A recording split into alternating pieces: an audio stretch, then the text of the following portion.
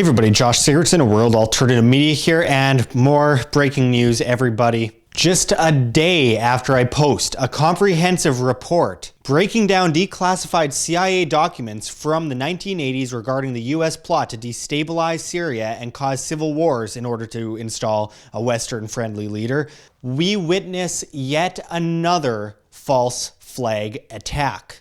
Another chemical attack to be blamed on Assad and, of course, Putin.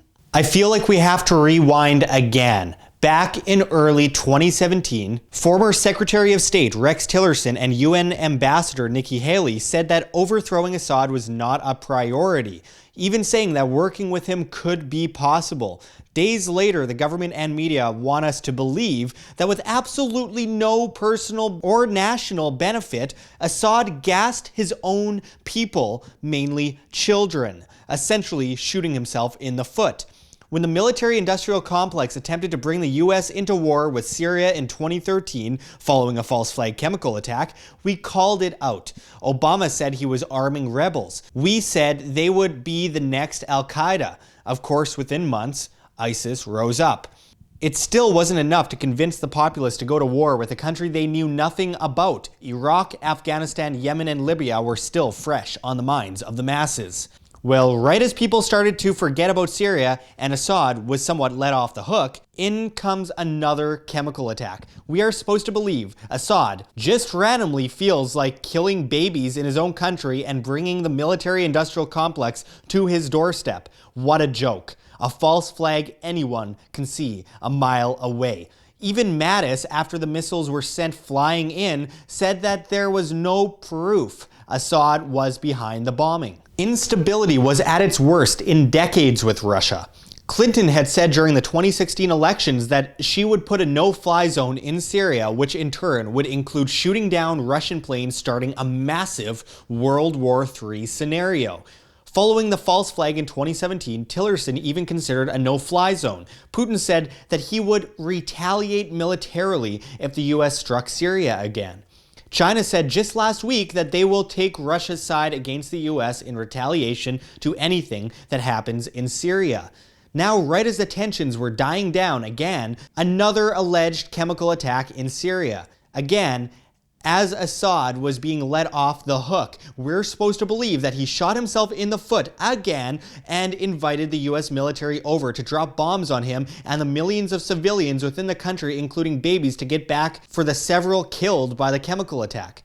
Trump tweeted this: "Many dead, including women and children, in mindless chemical attack in Syria. Area of atrocity is in lockdown and encircled by Syrian army, making it completely inaccessible to outside world. President Putin, Russia, and Iran are responsible for backing animal Assad.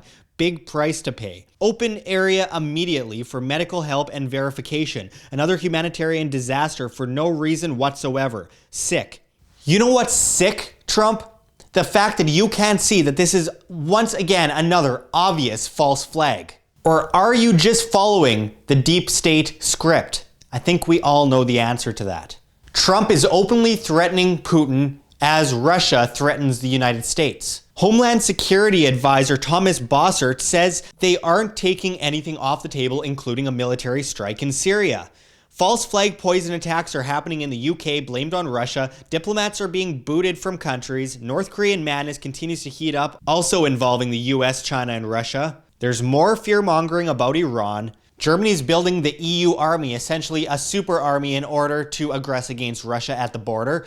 Canada has Operation Unifier surrounding Russia's border. The media continues to hype the Russian collusion narrative, causing people on the left to hate Russia for no reason and call for interventions that would end in war. The pro-war left. Here's something interesting to add. Hillary Clinton approved the sale of Libyan sarin gas to Syrian rebels, according to Seymour Hersh.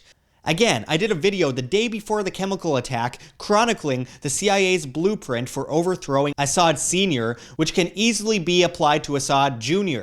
It includes attacks in public squares and causing civil war and unrest. This is all part of a script, folks. Stand up. They will begin throwing more missiles into random areas of Syria. They're trying to get the populace emotionally rattled. Don't allow this to happen. They await public mainstream approval. Don't give them that approval. Russia has vowed to strike back against the US if they hit Syria again. This could lead to millions of deaths. Snap out of it, good people. Be free and don't fall for the same old military propaganda, or we shall perish in apathy and fake virtue. Stay tuned for more on this evolving story.